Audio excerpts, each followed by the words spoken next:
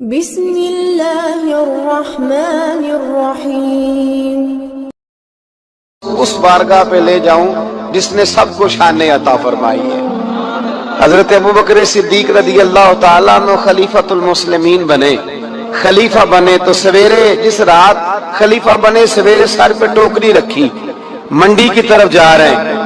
حضرت عمر فاروق رضی اللہ تعالیٰ عنہ مولا علی شیر خدا کو کسی نے بتایا کہ وہ تمہارا خلیفہ تو جا رہا ہے مزدوری کرنے، وہ تو جا رہا ہے کمائی کرنے۔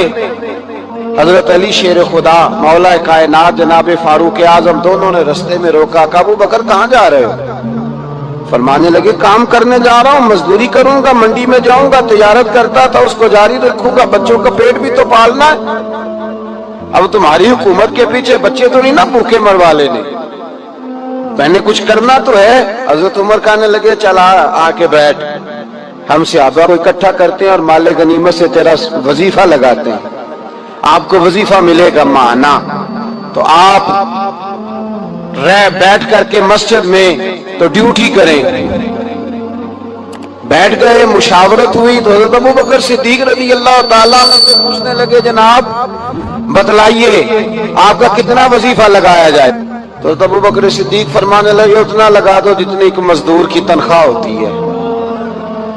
تو ایک صحابی بول کے بڑے میٹھے اور دھیمے لہجے میں کہنے لگے ابوبکر اگر تیرا گزارا نہ ہوا تو، اگر تیرا گزارا نہ ہوا تو حضرت ابوبکر صدیق فرمانے لگے اگر میرا گزارا نہ ہوا تو میں مزدوروں کی تنخواہوں میں اضافہ کر دوں گا، اگر مزدوروں کے گھر چلنے لگیں گے تو میرا بھی چلے گا، میں ان کی تنخواہیں بڑھاؤں گا صرف اپنی۔ حضرت ابوبکر صدیق رضی اللہ تعالیٰ عنہ ان لوگوں میں سے تھے جو زمانے کی نبض دیکھ کر یا زمانے کے حالات دیکھ کر فیصلہ نہیں کرتے تھے۔ کچھ لوگوں کا مزاج ہوتا ہے وہ کسی جگہ رش دیکھتے ہیں یا حالات دیکھتے ہیں تو اس طرح کی بات کرنی شروع کر دیتے ہیں۔ حضرت ابوبکر صدیق رضی اللہ تعالیٰ عنہ اپنے قبیلے کے سردار تھے، تجارت کرتے تھے اور وسیع آپ کا حلقہ احباب تھا، اور حلقہ احباب میں امیر لوگ تھے۔ جس طرح کا انسان خود ہوتا ہے اس طرح کی اس کی دوستی ہوتی ہے۔ آپ کے دوستوں میں شامل ہے حضرت عثمان غنی، آپ کا قریبی دوستانہ تھا حضرت عبد الرحمن ابن عوف سے جو صحابہ میں سب سے زیادہ امیر ہے۔ آپ کے قریبی دوست سے حضرت سعید بن زید، یہ آپ کے قریب کے لوگ تھے، حضرت طلحہ بن عبید اللہ۔ حضرت صدیق اکبر معاشرے کے اندر ایک نہایت سنجیدہ، سمجھدار، معاملہ فہم اور مدبر شمار کیے جاتے تھے، ایسا نہیں کہ کوئی جذباتی فیصلہ کرنے والا آدمی۔ حضرت صدیق اکبر نے نبی کریم صلی اللہ تعالی علیہ وسلم کے اعلان نبوت فرماتے ہی لوگوں کا رد عمل بھی دیکھ لیا تھا۔ فوری طور پر لوگ رائے کیا دے رہے ہیں وہ بھی دیکھ لیا تھا۔ ہمارے ہاں بہت سارے لوگوں کی ضمیر کی آنکھیں کھول جاتی ہیں، شعور کی نہیں کھولتے، سلا دیتے ہیں، کہتے ہیں ابھی حالات ٹھیک نہیں، حالانکہ ضمیر جاگ جاتا ہے، آنکھیں نہیں کھولتے۔ حضرت صدیق اکبر کو جب پتہ چل گیا محبوب سچے ہیں تو پھر انہوں نے امت کو یہ اپنے عمل سے پیغام دیا ہے کہ ایمان، عشق، محبت، غلامی یہ جمہوری نہیں ہوتی کہ سارے کریں گے تو پھر میں کروں گا۔ جب ان کی آنکھیں دل کی کھل گئیں تو ضمیر کی بھی کھولی، اور پھر لوگوں کو نہیں دیکھا وہ کلمہ پڑھ رہے ہیں کہ نہیں پڑھ رہے، وہ فوراً کلمہ پڑھ کے مسلمان ہو گئے۔ زندگی میں شعوری فیصلے کریں اور جلدی کریں، حضرت صدیق اکبر کی زندگی کا پہلا سبق ہے۔ ساری زندگی ڈبل مائنڈڈ رہنا، میں ٹھیک چل رہا ہوں کہ نہیں چل رہا، مجھے چلنا چاہیے کہ نہیں چلنا چاہیے، یہ رستہ ٹھیک ہے کہ نہیں ٹھیک، بھئی آپ چلتے رہیں، جو گھر سے نکلتا ہے منزل تک پہنچ جایا کرتا ہے۔ حضرت ابوبکر صدیق رضی اللہ تعالیٰ عنہ فوراً فیصلہ کرنے والی شخصیت کا نام ہے، اور فوراً فیصلوں پہ عمل درآمد کرنے والی شخصیت کا نام ہے۔ اور حضور کے ایسے فیصلے بھی جو لوگوں کے لیے سمجھنا مشکل تھے۔ حضور علیہ الصلوۃ والسلام چلے گئے حدیبیہ میں، 1400-1500 सहाबा से खुद नबी करीम ने फरमाया इहराम बांधो भाई, उम्रा करेंगे। यहाँ किसी आदमी का वैसे थोड़ा लेट हो जाए उम्रा तो लोग पूछते हैं आप गए नहीं, खैरियत तो है। तो नबी करीम 1400-1500 लोगों को लेकर गए और जब मकामे हुदैबिया पर पहुंचे तो कुफार ने रोक लिया। उन्होंने कहा हम नहीं जाने देंगे आपको। वहां सुलह लिखी गई, शराइत तय हुई। उनमें एक शर्त ये थी कि इस साल आप वापस जाएंगे, अगले साल आएंगे, बंधे हुए इहराम खोलेंगे। कौन? जो काबे के मालिक और वारिस हैं, खुद नबी पाक अलैहिस्सलाम। आप वापस जाए। हुजूर ने शर्त मान ली। फिर शर्त उन्होंने रख दी एक नई, कहा जो बंदा मुसलमान मक्के से मदीने जाएगा, मदीने वाले पनाह नहीं देंगे, वापस भेज देंगे। तो मदीने का शख्स मक्के गया तो मक्के वाले वापस नहीं भेजेंगे। शर्त बराबर की नहीं, पर हुजूर ने फरमाया मान लो, लिखो। बड़ा मुश्किल काम है इस तरह की बातें करना, ये तो दब के सुलह हो रही है। अब एक और शर्त, जब शर्तें लिखी जा रही थी तो एक और शर्त, हजरत मौला अली शेर खुदा मौला कायनात रदी अल्लाह ताला अन्हु के हाथ में कलम था, वो लिख रहे थे। जब शर्तें लिखने लगे तो उन्होंने लिखा मुहम्मद रसूलुल्लाह सल्लल्लाहु ताला अलैहि वसल्लम और कुरैश मक्का के माबैन मुआहिदा। उस पर भी कुफार बोले, उन्होंने कहा ये भी हमें कबूल नहीं, आप मोहम्मद इब्ने अब्दुल्ला लिखे, मोहम्मद रसूलुल्लाह नहीं, मोहम्मद इब्ने अब्दुल्ला लिखे। यही तो हमारा आपसे मसला है माज़अल्लाह। अगर हम आपको रसूलुल्लाह मान जाए तो लाई किस बात की? आप काटिए। हुजूर का हुक्म मानना बड़ा जरूरी है। नबी पाक ने फरमाया हजरत अली से ये रसूलुल्लाह काट दो। मौला अली कलम छोड़ के पीछे खड़े हो गए। फिर फरमाया इसे काट दो। फिर पीछे खड़े हो, काट दो। शेर थे, शेर और दलेर लोगों की आंखों में आंसू कम आते। तीसरी दफा करीम ने फरमाया अली मैंने कहा है काट दो। हाथ बांध लिए, कहा हुजूर नहीं काटना था। गुलाम फरीदा मैं सारी तेरी, तेनू अजे यकीन नहीं आया, काट दो इसको। तो मौला कायनात ने, अब हुजूर ने ये नहीं फरमाया लिखना आता है तो काटना क्यों नहीं आता, ये नहीं फरमाया। हुजूर नहीं काटा जाता। फरमाया चल फिर इस तरह कर, तू पीछे हट। अल्लाह के महबूब ने खुद वहां से रसूलुल्लाह काट के मोहम्मद इब्ने। इतनी सख्त शर्तें, इतनी सख्त शर्तें।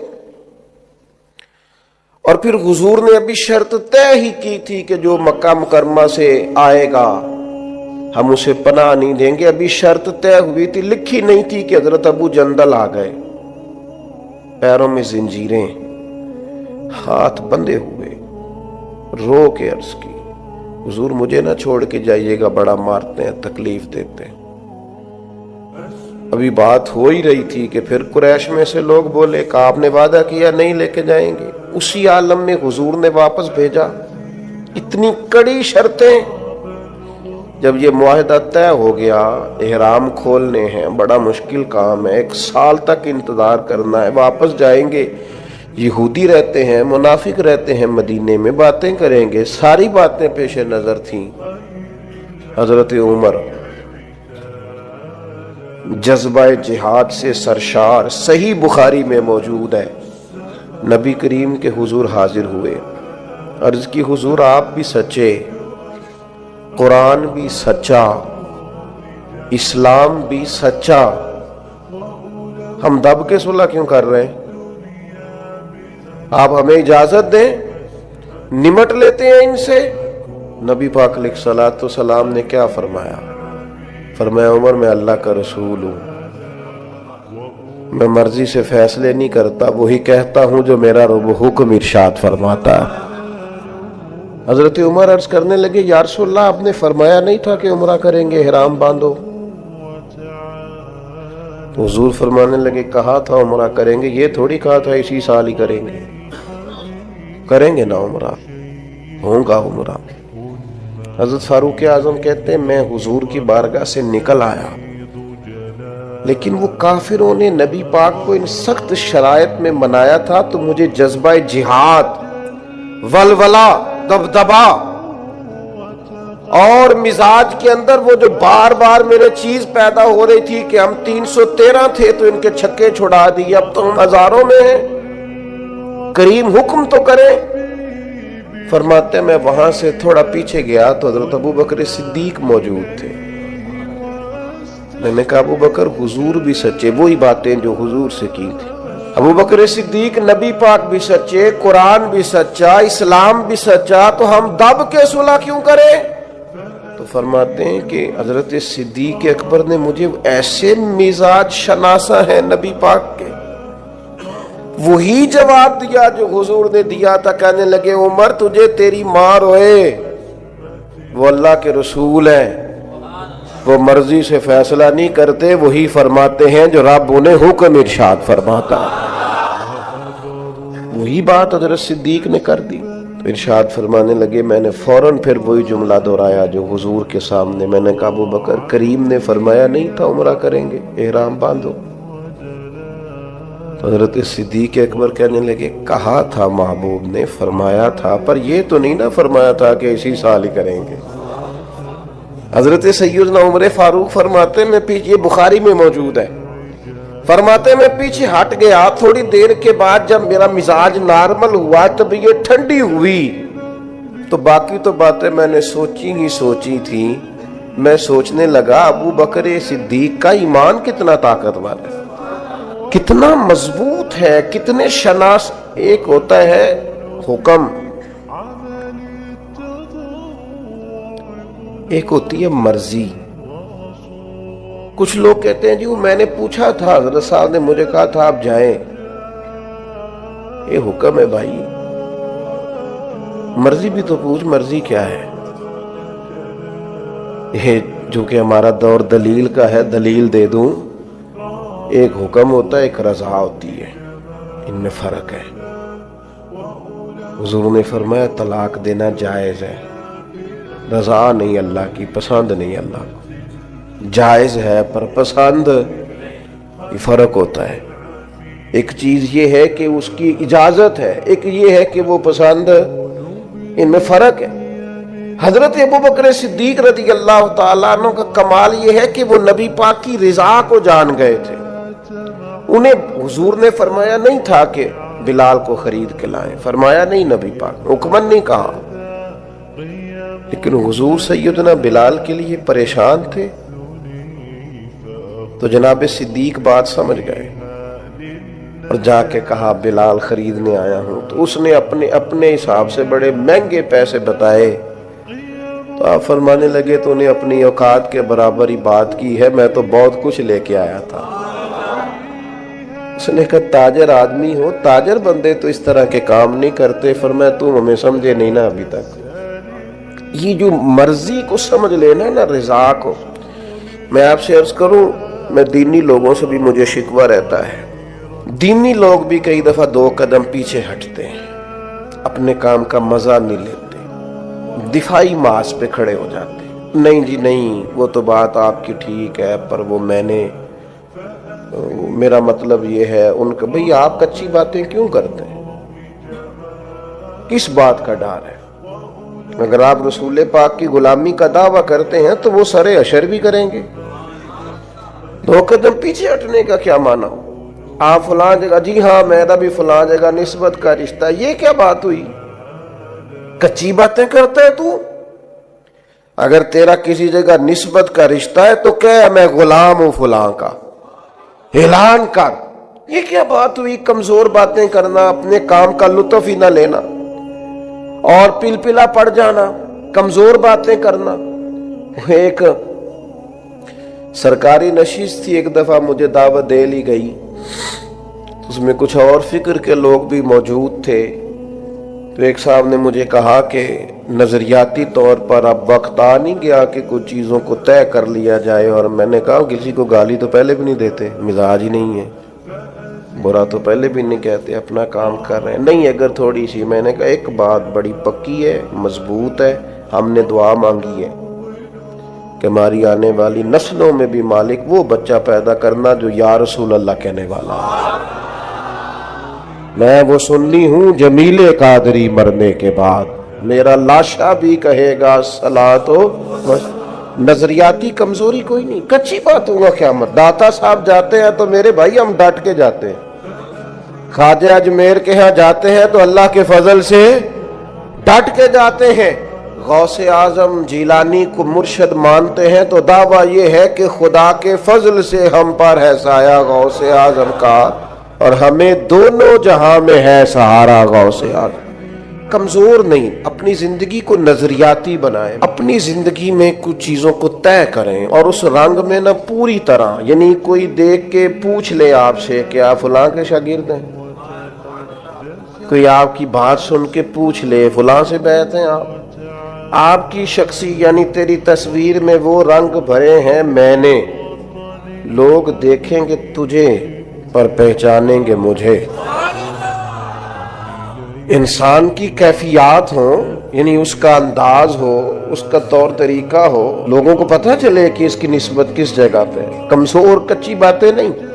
عیسائی اس طرح کرتے تھے کہ ان کے ہاں جب کوئی بچہ پیدا ہوتا نا تو وہ بچے کو نا برتن میں زرد رنگ پانی میں ڈال کے نا تو بچے کے اوپر ڈالتے، کہتے اب یہ عیسائی ہو گیا، ہم نے اسے زرد رنگ چڑھا دیا۔ تو بعض لوگوں نے نا مسلمانوں سے پوچھا، اور میرا خیال یہ ہے کہ اس طرح کے سوالات اکثر عورتوں سے کرتی ہیں، تمہارا کون سا رنگ ہے؟ عیسائی رنگ ڈالتے تھے اپنے بچوں کو زرد رنگ، اب یہ پکا عیسائی ہو گیا ہے۔ تو رب کریم نے فرمایا ان سے کہو صبغۃ اللہ، ہم نے اللہ کا رنگ اوڑا ہے۔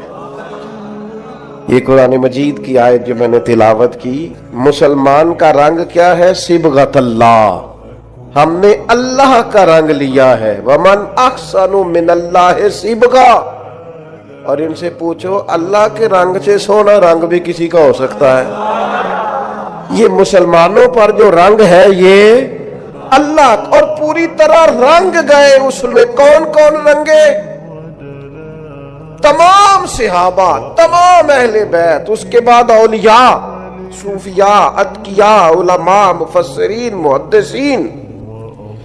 تاریخ انسانیت میں بڑے لوگ آئے جو صبغۃ اللہ، اللہ کے رنگ میں رنگ گئے، عقیدے مضبوط، توکل مضبوط، شکر مضبوط، صبر مضبوط، حضور کی غلامی مضبوط۔ کہ میرا دل کرتا ہے دو لوگوں کے نام لوں جو پوری طور پر صبغۃ اللہ میں رنگ گئے۔ ایک نام انبیاء میں ہے، وہ ہے حضرت ابراہیم خلیل اللہ کا، واتخذ اللہ ابراہیم خلیلا،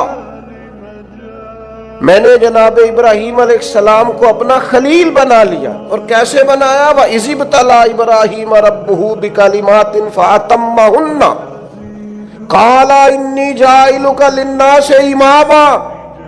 رب فرماتا ہے میں نے بعض باتوں میں جناب ابراہیم کو آزمایا، میں نے امتحان لیا۔ یاری تیری سونا تے آزمائشاں تیریاں آگ، سونا پرکھیا جامدائی پہلو نال اگاں دے لگ۔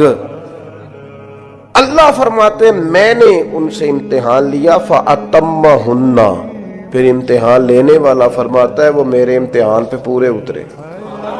قَالَ إِنِّي جَاعِلُكَ لِلنَّاسِ إِمَامًا، فرمایا ابراہیم اب میں آپ کو لوگوں کا امام بنانے والا ہوں۔ حضرت ابراہیم انبیاء میں اور امت مسلمہ میں جس نے پورا رنگ پوری طرح اوڑا ہے نا اللہ کا رنگ، وہ حضرت ابوبکر صدیق، پوری طرح صبغۃ اللہ۔ نبی پاک علیہ السلام نے فرمایا جنتیوں کی 360 نشانیاں ہیں، کسی میں ایک بھی پائی جائے نا تو وہ جنتی ہے۔ حضرت صدیق اکبر دھیمے بڑے تھے، بات بڑی آہستگی سے کرتے تھے، لہجہ بڑا بردباری والا تھا۔ دھیمے سے انداز میں عرض کی حضور غلام میں بھی کوئی 360 میں سے ایک آدھ پائی جاتی ہے؟ وہ جنتیوں کی 360 علامتیں کسی میں ایک پائی جائے علامت تو بندہ جنتی ہے. جنتیوں کی علامتوں میں سے تو بڑے دھیمے انداز میں تھوڑا وہ شہرت سے بچنے والا پیچھے پیچھے رہتا ہے اور جی چاہتا ہے ساری غزلیں اس پیارے کے نام کریں. پوچھا کہ میرے اندر بھی ایک پائی جاتی ہے؟ پھر حضور مسکرائے اور جس انداز کا سوال تھا اس سے کئی لاکھ گنا بے حساب گنا بڑھ کے محبوب نے مسکرا کے کہا ابو بکر کسی میں ایک پائی جاتی ہے کسی میں دو پائی جاتی ہیں, آپ کے اندر تو 360 ساری کی ساری پائی جاتی ہے, ساری کی ساری. لوگوں نے بڑی بڑی جناب صدیق اکبر کی شان بیان کی. یہ جو ہم تو الحمدللہ مرید ہی مولا علی کے ہیں نا, ہمیں جو شجرہ دیا گیا ہے نا شجرہ, ہم حضرت علی کے مرید ہیں. ہمیں جو ہمارے بزرگوں نے شجرہ دیا ہے نا اس میں نبی پاک کے بعد مولا علی کا نام ہے. ہمارے شجرہ طریقت میں ہم سچی مچی کے مرید ہیں مولا علی کے, مرید ہیں شیر خدا سے. لیکن ہم اس لیے حضرت صدیق کی تعریفیں کرتے ہیں کہ ہمارے پیر مولا علی جناب صدیق کی تعریف کرتے ہیں. مولا علی شیر خدا رضی اللہ تعالیٰ عنہ تعریف کرتے.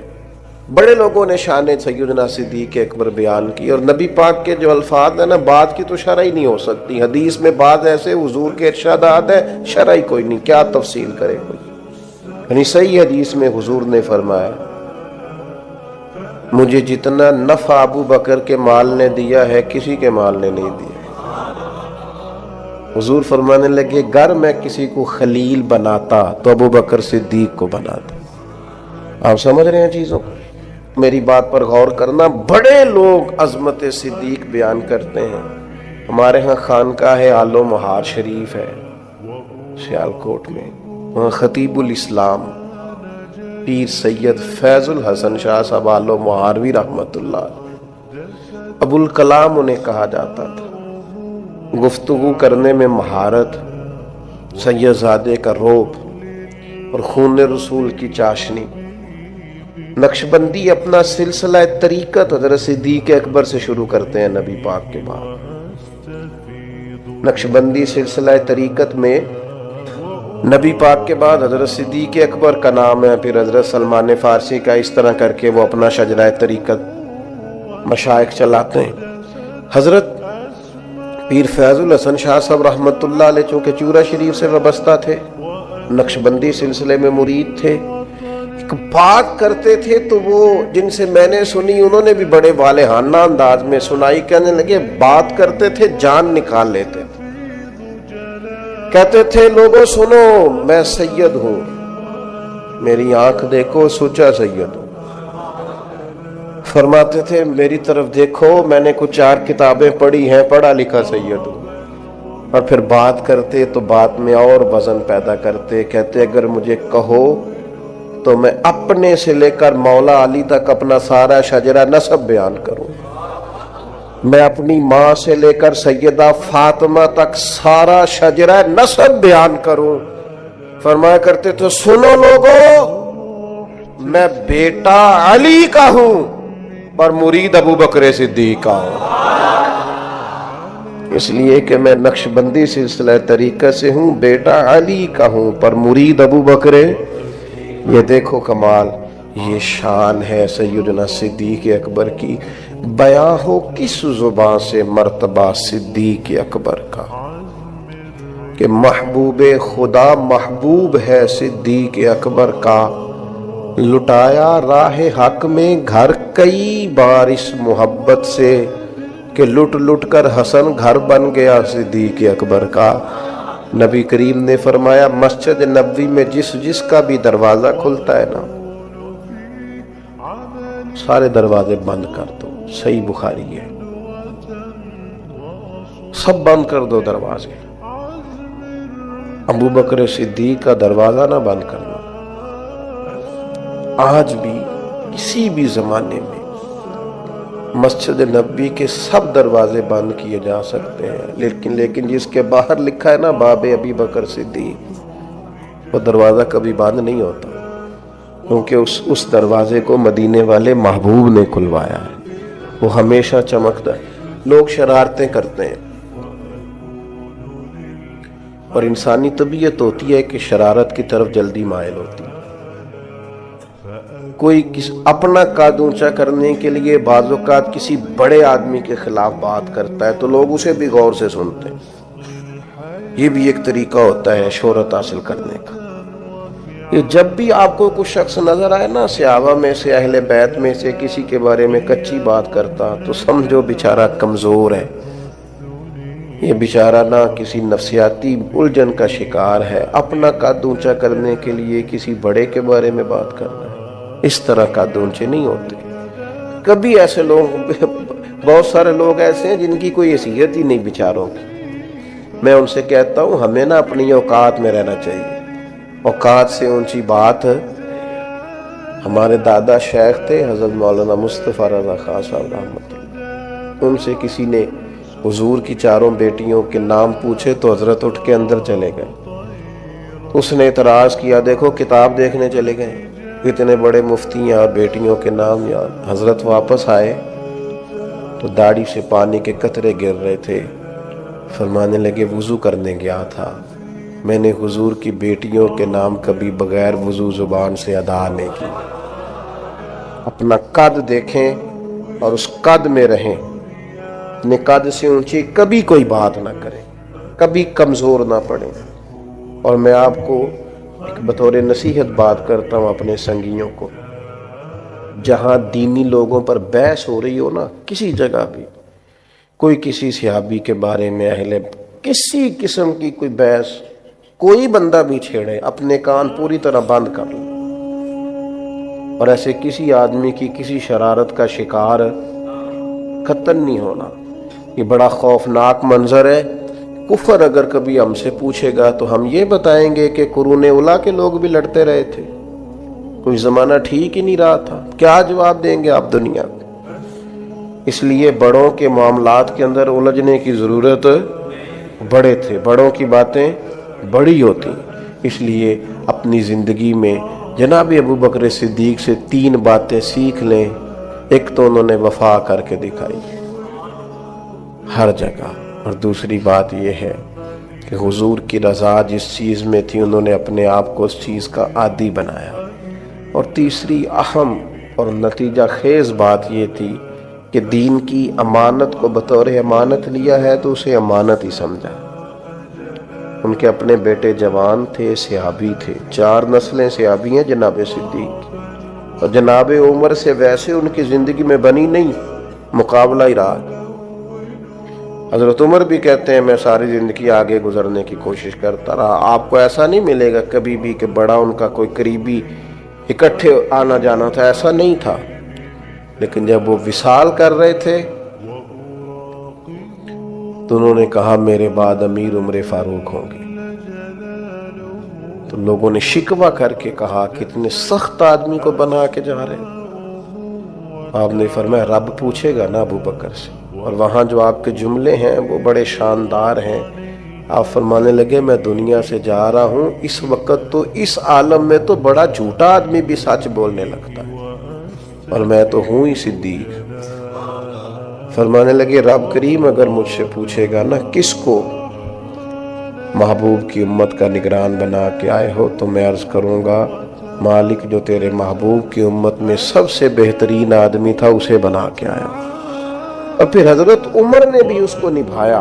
ان تؤدوا الامانات الی اہلھا, امانتیں اہلوں کے حوالے کرو, نا اہلوں کے حوالے نہ کرو.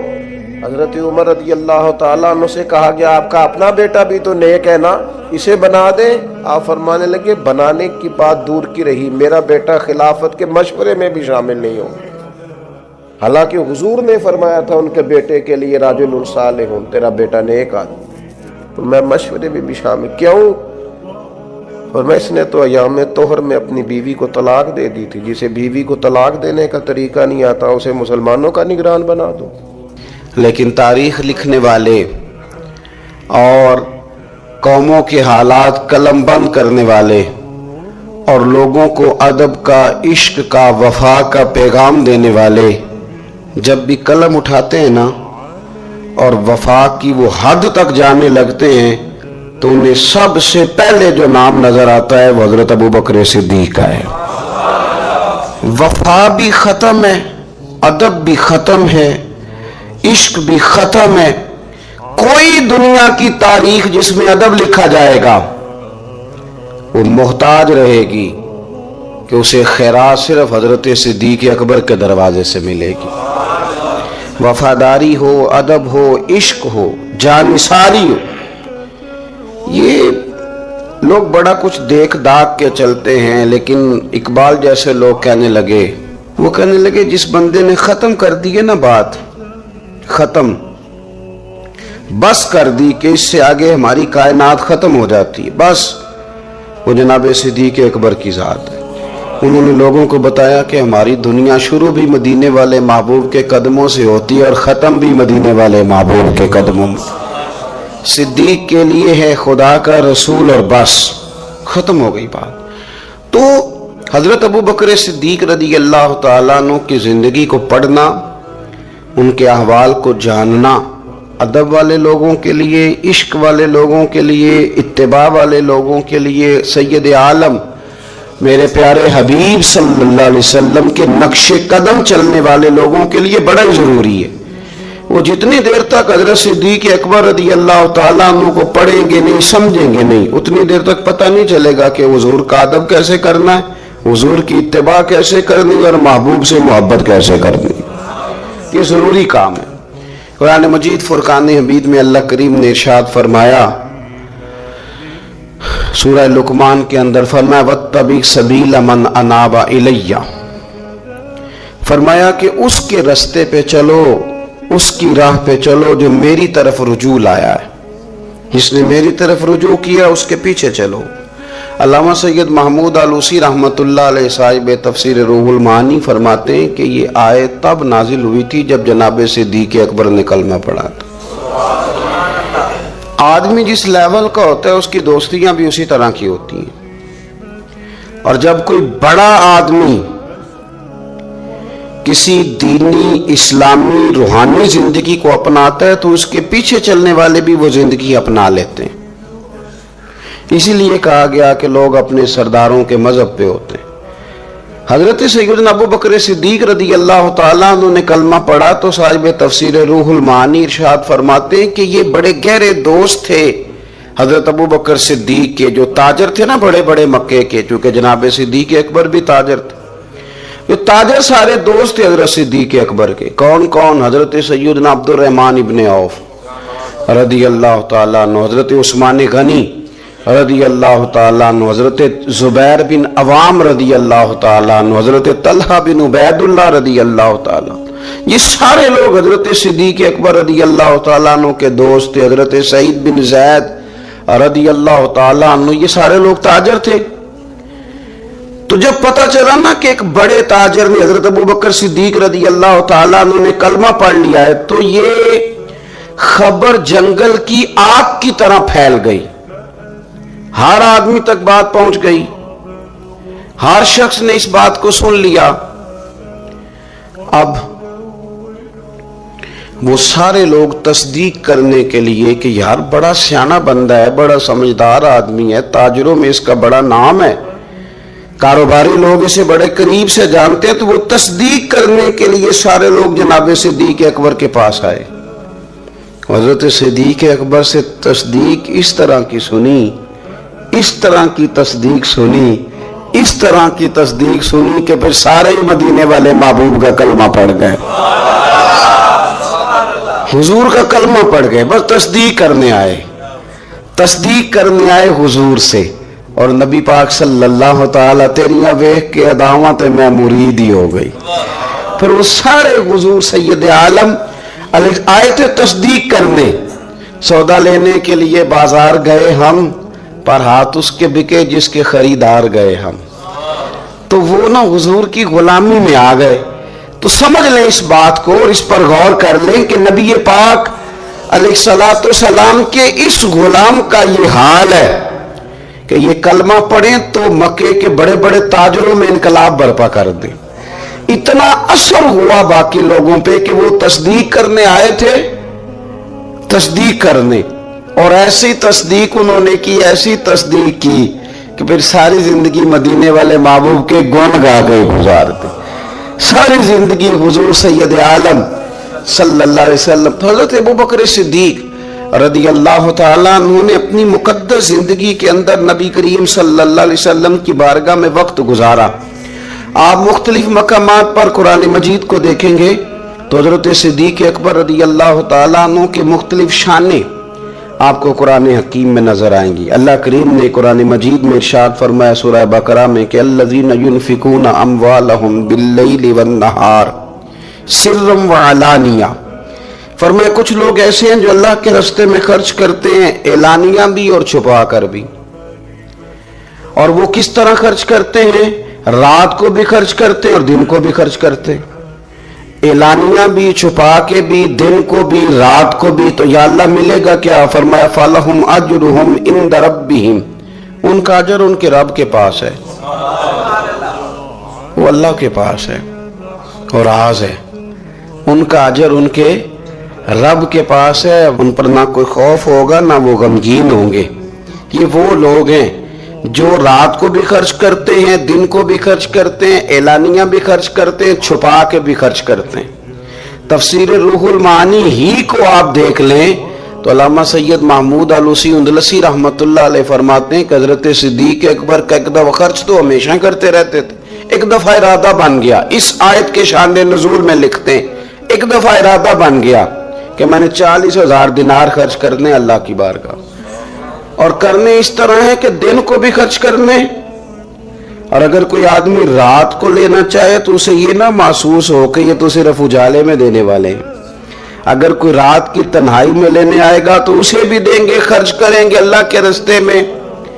اور 10,000 دینار، 40,000 کل دینے تھے، 10 خرچ کیے دن کو، 10 خرچ کیے رات کو، 10 اس وقت خرچ کیے جب ساری دنیا اعلان ہوتا ہے نا چندے کا تو سارے دے رہے ہوتے ہیں، 10 اس وقت خرچ کر دیا 10,000 دینار، اور پھر 10 چھپا کے خرچ کیا، 10 چھپا کے بھی خرچ کیا، یعنی اس وقت بیچ مجمع کے بھی دینا بعضوں کا بہتر ہوتا ہے کہ دوسروں کو بھی رغبت ہوتی ہے، کیونکہ ایک بندہ اگر کہیں خرچ کرتا ہے تو پھر دوسرے بھی دیکھ کے خرچ کرتے ہیں۔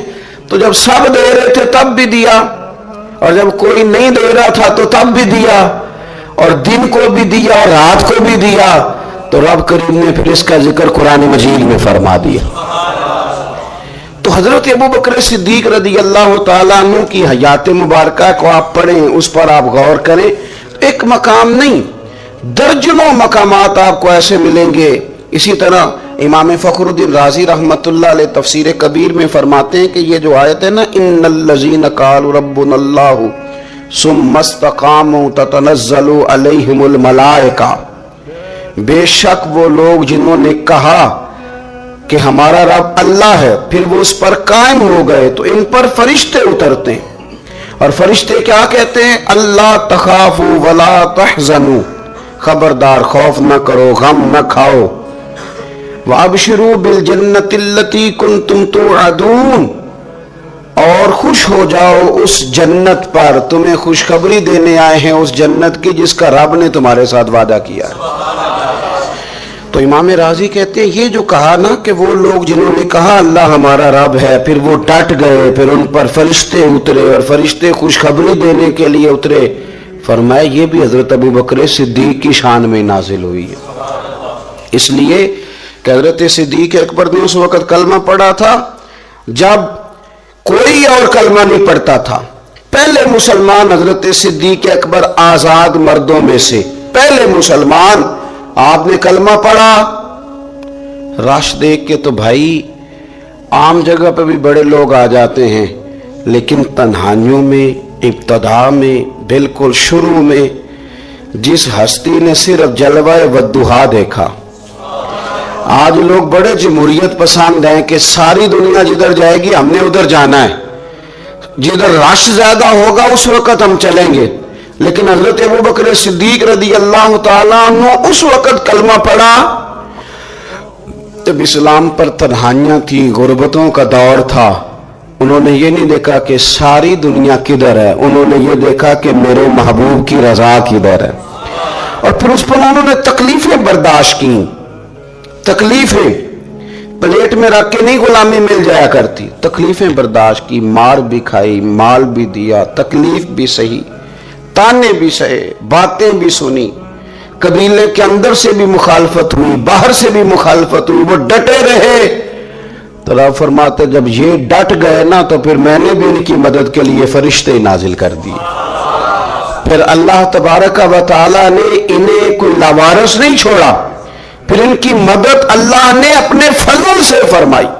تو حضرت صدیق اکبر رضی اللہ تعالیٰ عنہ کی مقدس حیات مبارکہ، اس پر بے شمار فضائل میں آپ کو احادیث ملیں گی، بے شمار آپ کو آیات بینات ملیں گی. سمجھنے کی چیز یہ ہے کہ ان کی زندگی کو دیکھا جائے، پڑھا جائے. میں نے بڑا غور کیا ہے، جتنا کو میرا محدود سا مطالعہ ہے، جتنا کو میں فہم اور علم رکھتا ہوں، میں نے بڑا غور کیا ہے اور بڑی باریکی سے کیا ہے، اور ان کی زندگی کے شب و روز کو بار بار پڑھا ہے.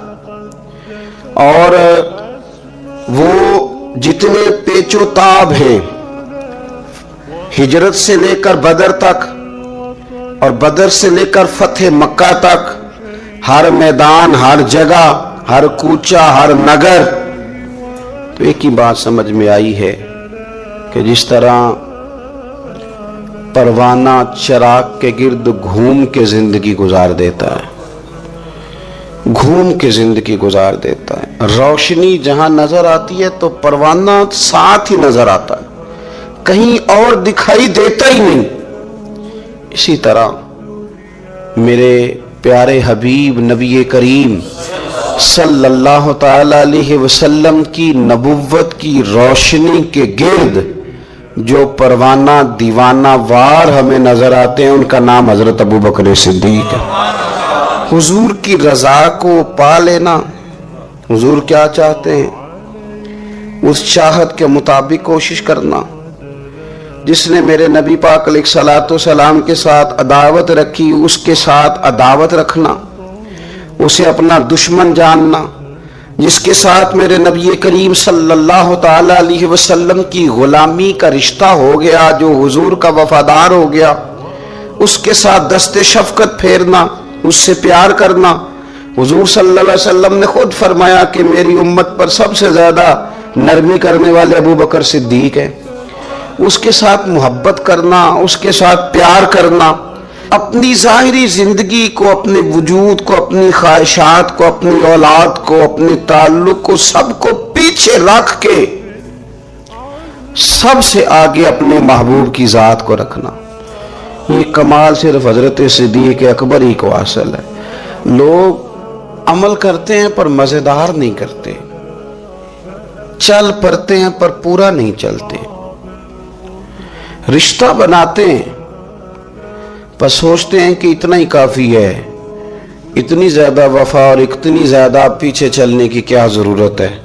لیکن حضرت ابوبکر صدیق رضی اللہ تعالیٰ نے جو رشتے بنائے، پھر وہ رشتے نبھائے، پھر انہوں نے حضور کی اس غلامی کو نبھا کے دکھایا. کلمہ پڑھا. ہمارے ایک بزرگ فرمایا کرتے تھے ابوبکر نے دوستی لگائی تھی مکے میں اور جوان کرائی بدر و احد خندق میں، اور فرماتے ہیں ساتھ نبھائی ہے قبر میں بھی. پانی پرنا سہیلیاں تے رنگا رنگ کڑے، او بھائی اسی تے پریا اس دا جانیے جس دا توڑ چھڑے. اور بڑی احتیاط کے ساتھ، بڑی احتیاط کے ساتھ، بڑی احتیاط کے ساتھ. اگر انہوں نے کبھی مشورہ بھی دیا نا، ایک جنگ کے موقع پہ حضور نے مشورہ مانگا تو عرض کی حضور آپ جیسے حکم کریں گے ہم ویسے ہی حاضر ہیں.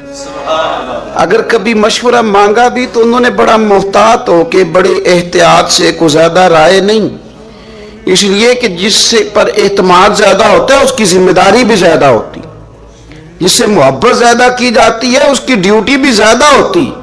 سب سیاں رل پانی نو چلیاں، کوئی مڑ سی پار کے، تو جنہاں نے پار کے سیر تے چایا او قدم رکھن ڈر ڈر کے.